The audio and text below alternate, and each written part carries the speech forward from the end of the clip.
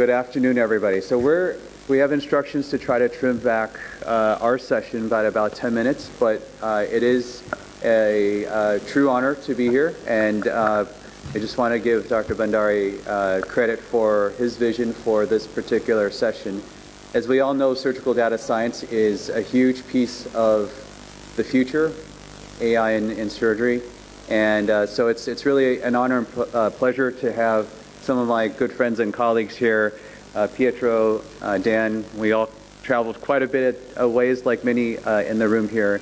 Professor Corbiglia, please join us up here as one of our moderators as well. So we've broken up this afternoon sessions into two parts, and admittedly, I'm going to start with the least sophistication of a talk, but we're going to gradually become more and more sophisticated, because part of the goal is really to go from the basics and then to go from there. So I'm going to start with some definitions. Pietro's talk is going to take it even to the next level, as the first two are meant to be more introductory.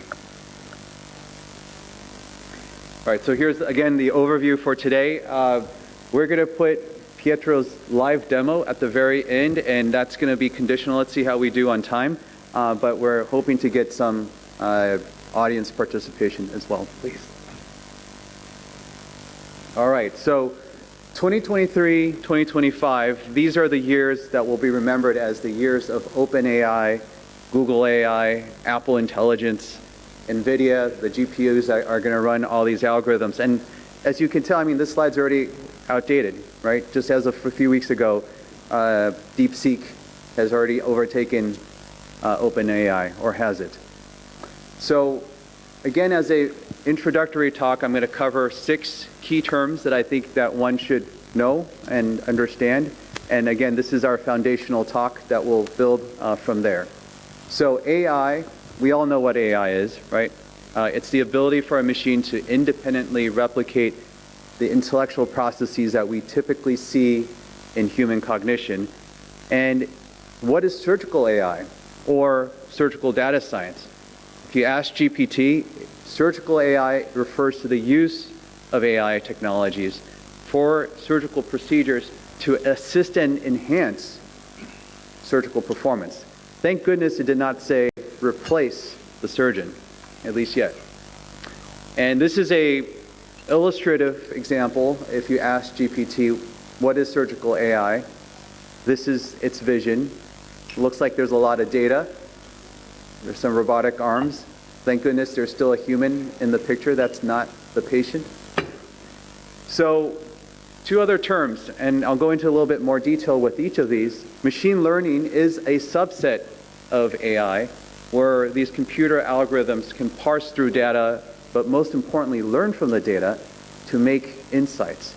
And deep learning is yet another subset of machine learning, where these algorithms are inspired by the human brain. They're with their interconnected neurons, and they're particularly effective at making insightful discoveries. And the key difference between machine learning and deep learning is at the step of feature extraction, whereas in machine learning there is a discrete process of identifying different features or characteristics. If the algorithm is trying to detect if this is a car or not, it's looking for the windshield, looking for the wheels. How many doors does this object have, and so forth. In deep learning, all of that is combined in one step with the classification of whether this is a car or not. So more about machine learning. Now, machine learning can be supervised or it can be unsupervised. Supervised learning simply means that the data set that you're providing the model to learn with is labeled. It's typically labeled by human process. And that's what it's learning between good and bad, or black or white, and so forth. And within supervised learning, you can have classification tasks where you're identifying or grouping different data sets together, or it could be a regression task where you're looking for the time to a particular event. So I'm going to intersperse in here a little bit of my own team's work in surgical education. This is, you saw this earlier this morning, this is our group's work at deciphering or decoding surgical activity to its individual gestures or moment-to-moment movements. And again, taking surgical video and then decoding it into something that's similar to the genomic code, where you have, instead of the video, you have spread, hook, burn, peel as the sequence of surgery. And again, you saw, for the folks who saw this morning, I apologize, but for those who missed the talk, very quickly, we have decoded surgery to strings of gestures. And these are patients, these are 22 rows of patients that do not recover sexual function after a nerve spare prostatectomy for prostate cancer. In contrast, these are 18 additional patients who, after 12 months after surgery, do recover function. So this was a supervised machine learning task. We labeled in our training data set cases with these strings of gestures for patients who do recover sexual function to those who did not. And so it's a classification task. Now, in the near future, we're not only satisfied in determining if they are recovery or not recovery, but we want to know if they do recover, when are they going to recover function? Then that's going to be a regression task. For unsupervised learning, there are other things that can be done. For instance, for bladder cancer, for gene subtyping, you can ask the models to cluster ones that are more similar to those that are not. And in this case, importantly, the difference here is that you don't need to label the data, that the data itself will sort itself out because the models will recognize those of more similar traits together. In genomics, there is something called principal component analysis, where you can take something that is infamously very multidimensional and try to reduce it into something that is just more easy to decipher. So these, again, are examples of unsupervised learning because the data set does not have to be labeled. So another example of that from my own team in looking at an unsupervised way of detecting human error. So my group's work is in assessing the quality of surgeons. And for a very long time, we've asked trained human annotators to watch these videos. And here, these are little dots. These are all discrete videos of a surgeon suturing. And we asked our human evaluators to rate them as examples of good surgery or bad surgery. And what you see is that, all the green is ones that the human evaluators thought were examples of good surgery. And as a quality control measure, this was meant to be a quality control measure, is we asked an unsupervised model to sort these videos between just by similarities. The model doesn't know that it's good surgery or bad, but as you can see here that incidentally, all the good surgeries got clustered together and all the poor examples got clustered separately. And you see those few outliers. And when we went back to check on those outliers, indeed those were actually incorrectly labeled by our human evaluators, and they were punished accordingly. So deep learning, we covered deep learning in an earlier bit, but this distills it down to its most fundamental part. So the blue here, imagine that is a complex image. It could be a frame of surgical video. It could be one cross-sectional slice of a CT scan. But what the green is these are the parameters. These are the different cogwheels within a deep learning model that can be learning what's happening in each segment of that image. And from one image, you can learn many different features about it. And collectively across a whole data set, this is where you can make these amazing discoveries. The next term is transformers, and this is not an action figure, but this is rather a model architecture that processes sequences of data. And most importantly, it features a self-attention mechanism, and it's meant to learn relationships. And I'll get into more of that in a second.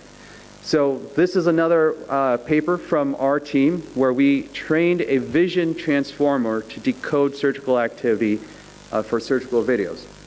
It was featured on the cover of Nature Biomedical Engineering. And this is a little bit of a complex slide, but bear with me for a few seconds. Again, this is a transformer model where we took individual frames of surgical video, and here we extracted more spatial features. Okay, what's What do you see? You know, what are the two arms? Where are their positioning and so forth? What are the changes in pixels really here?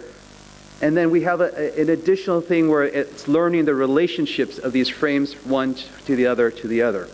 And these are first with the pixels, but separately we had something called optical flow, which detected the motion and the directionality, the magnitude of movement over time as well. So collectively, between one of optical flow, again with motion, the other of just simple changes of pixels, we can distill that down to yet another video-based feature. And then finally, would that give us a determination of if this is an example of good suturing or if this is an example of poor suturing?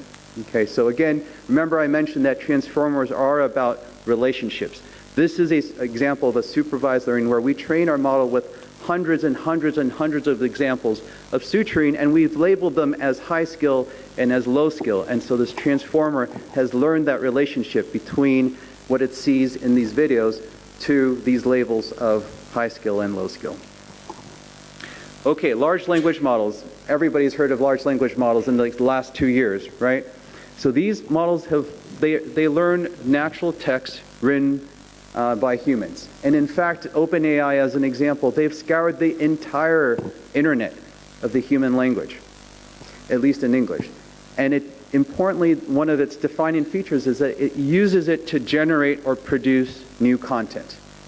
And the large language models simply, it refers to the fact that it has trained on tons of data, but it has also been training on or using these very complex models that have in the order of hundreds of millions to billions of parameters. So these are giant algorithms that have been developed. And the only reason that they are able to develop these algorithms is because of all the GPUs that are now available.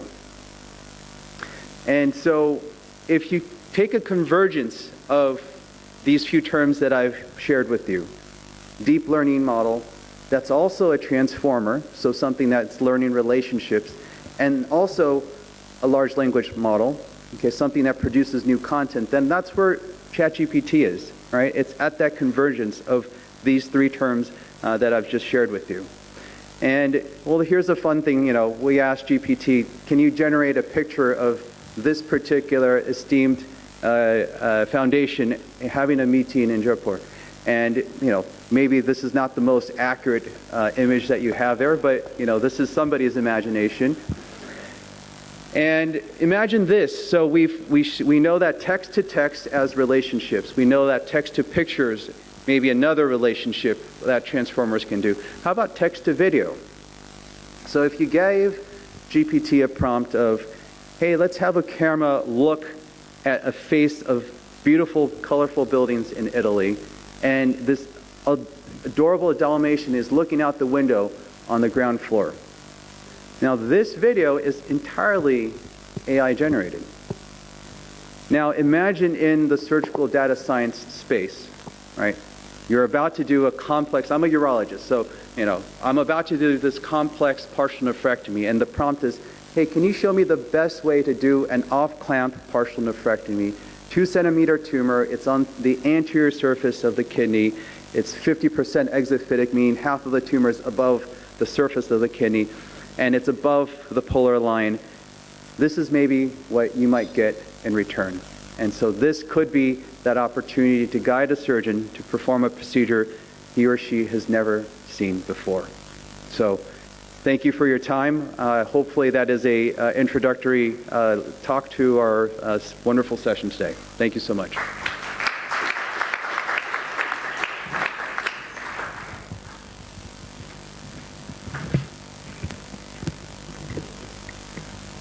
Thank you very much, Andrew.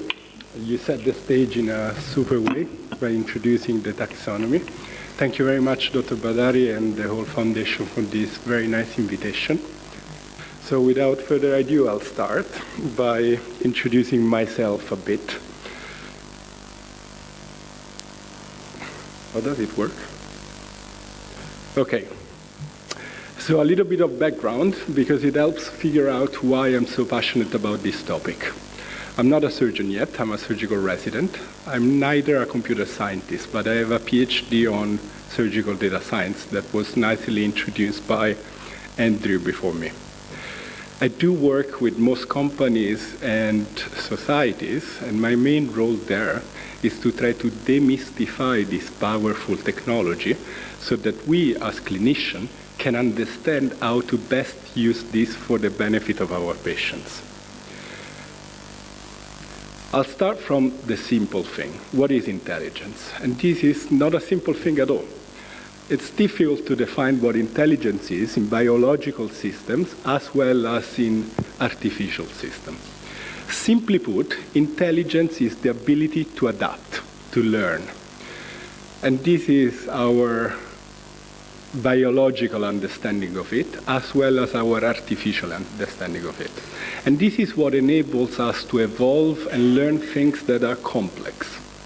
So in classical programming, when there is no learning, we must learn the function that solves a task. And a programmer codes that function. In machine learning, that function is learned.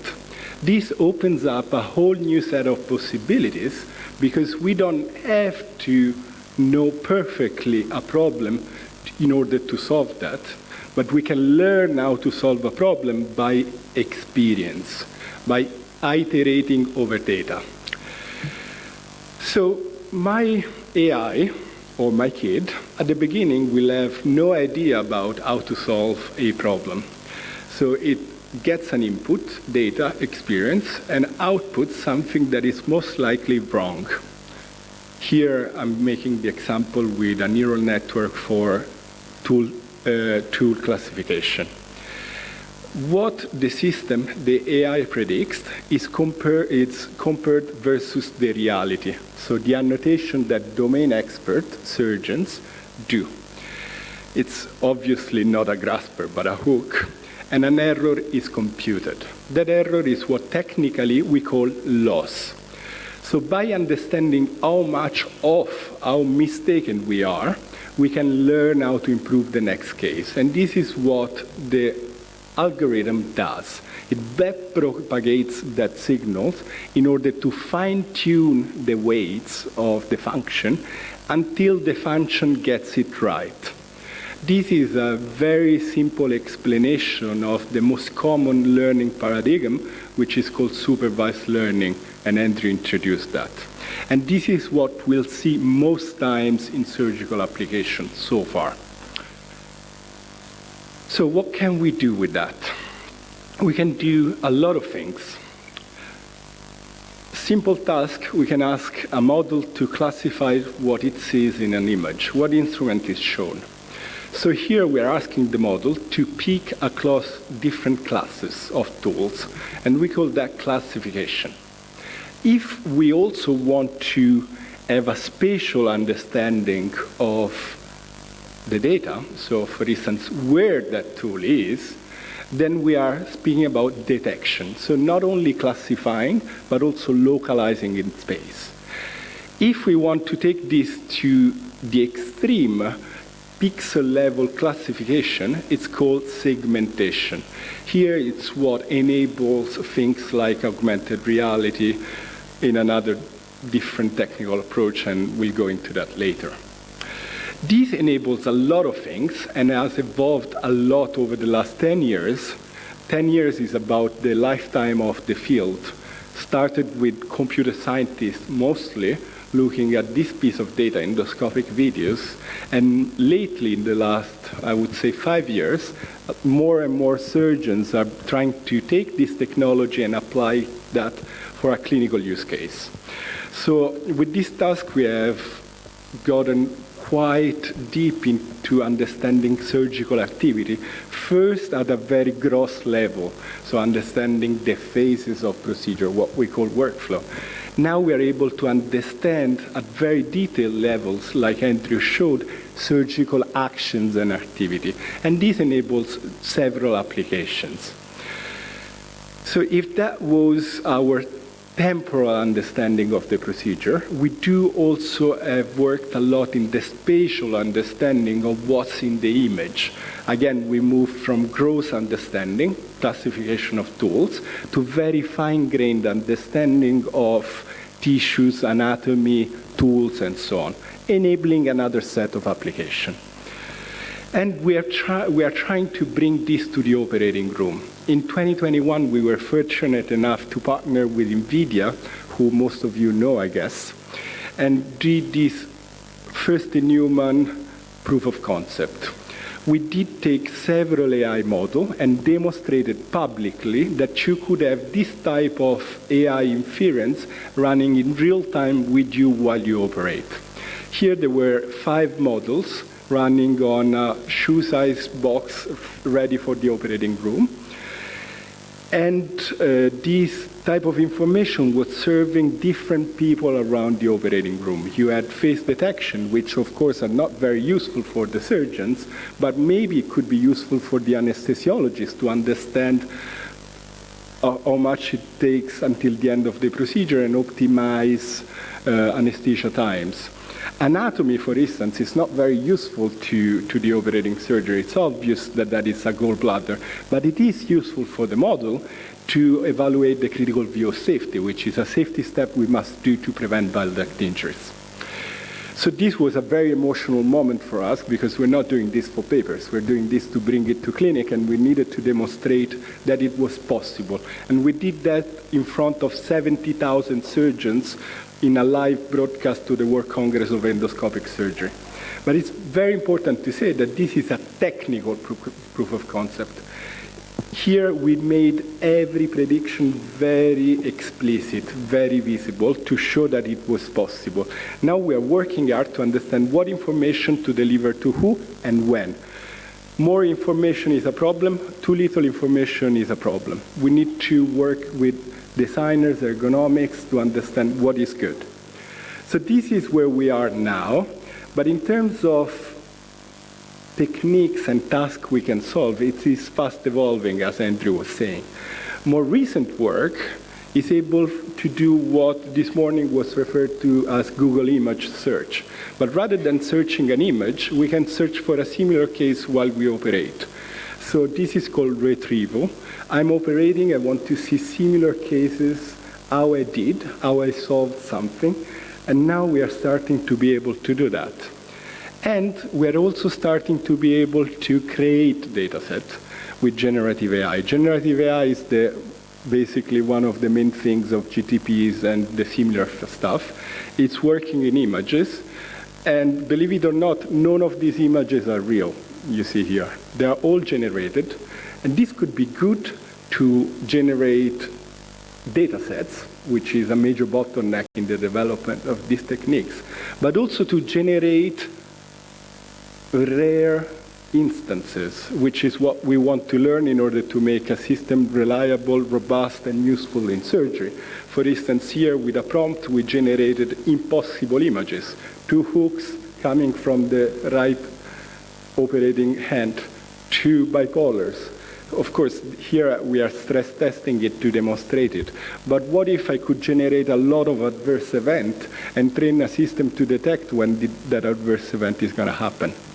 Of course, it's not as simple, but we're getting there. I'll finish my talk trying to be quick with a few frequently asked questions. Why AI in surgery? I will argue that AI is what we need to really do surgical quality improvement at scale, because it enables us to sense, and vision is what guides surgeons. It's the fundamental piece of information we have in minimal invasive surgery, robotic surgery, and it's also quite democratic, because I'm not going to be reliant on a robot or a kinematic information or whatever. I can scale that camera cost less. Then we need to analyze. First, we need surgeons. It's critical that we do this kind of events here, because if surgeons don't play a role in this, there's very little utility of AI. AI is good to scale what surgeons define as good, as bad, as a strategy to implement to prevent an adverse event or to do a procedure better. AI is a good scaler in quantity, so to give us perioperative intelligence to improve the next case, but also in time, so to obtain real-time intraoperative assistance. So if that is the vision, this enables what we call the surgical control tower. So a hub that manages that kind of intelligence in order to monitor, anticipate, and intervene in order to optimize the type of care we give to our patients. So what can we do with AI? How much data? So usually after this talk, people are excited. They want to throw AI at everything. There is no formula to understand what AI can solve. AI changes every day, but there's a few rule of thumbs to think about it. If an expert can solve a task by looking at some data, it's very likely that the AI will be able to solve that task on that data. This is very empirical, but it's also quite true. Is that data set representative of the type of your clinical practice? Let's say I train an AI only on chronic cholecystitis, but I work in an emergency setting, I get only acute cholecystitis cases. It won't work. I need to make sure that the data set and machine was trained on is representative of what I care about. How much data? Everyone asks this. There is no rules, but there is ways to think it. Simply put, the more complex, the more data. So what is complex? It's complex if two classes are very similar, so I need a lot of expertise, as we all know in general life. If two things look very similar, I need a lot of experience to learn how to differentiate among them. If the same thing can look in many different ways, so there is a big intra-class variability, I need more data. Finally, and this is, again, the role of the surgeon in a surgical data science team, is there any way I can improve the signal? Is there any way I can make my computer science friend happy, make the problem easier to solve? I'm thinking of fluorescence. If fluorescence is good to highlight anatomy or perfusion, then an AI system could learn that faster if I give it also that information. So as clinicians, we need to think about how to optimize, how to facilitate the life of our colleagues. How to get started? These are nice occasions to get an understanding. We are starting to do more and more educational activities, for instance, with the European Society of Minimal Invasive Surgery, where I organize a masterclass on the topic. And for people who really want to get deep into the development, we also do intensive one-week courses for computer scientists and clinicians to work together and learn the respective contexts. And we think this is critical because very often the two communities are not aligned. Computer scientists like to beat the state of the art. Clinicians want to have a clinical impact. The two things are not aligned by per se, needs to be aligned, and there are ways to do that. And this is what we're trying now to scale up. Finally, can we trust AI? Many people speak about the black box problem, which is a true problem. But it's not only a scientific one, it's a very practical one. Because if we don't know how the system works, it's very difficult to understand when the system will fail. And this is important if you want to apply it in the operating room. You need to give it indication. So the system must tell you when it doesn't know what it's saying. Finally, and this to me is very important, it's not going to be the AI operating, it's going to be us with the AI. So we need to interact with this machine. And we do have an automation bias, all of us. All of us has experience driving with a GPS, following the GPS only when he or she has a feeling that that's the wrong street to take. Because we tend to over-trust the machines. And we need to find ways to bypass that. Finally, this is just the beginning. It's imitation learning now. This slide is not aging well, but there is still a long way to go, and things will evolve dramatically over the next years. Thank you very much.